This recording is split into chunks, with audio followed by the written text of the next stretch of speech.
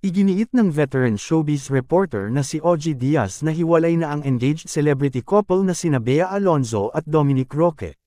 Sa kanyang showbiz update, sinabi ni OG na sinabi sa kanya ng kanyang source na break na talaga sina Bea at Dominic. Sabi ng isa kong source, wala na sila, hiwalay na sila.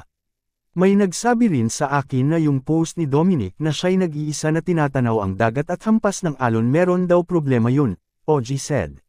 Yung Japan trip nila huling post na nila yon.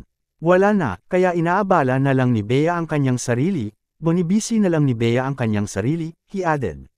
Sinabi ni OG na kinukumbinsi pa rin ni Dominic si Bea na magkabalikan silang muli.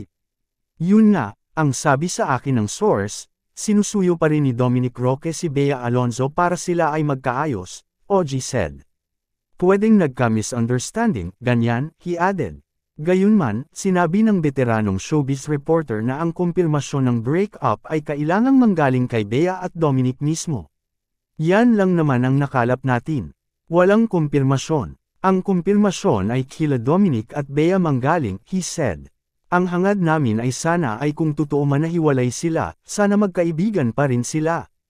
Ikaw anong masasabi mo sa balitang ito? Mag-iwan lang ng komento at huwag kalimotang mag-subscribe sa channel ko para updated kayo sa showbiz balita. Thank you for watching.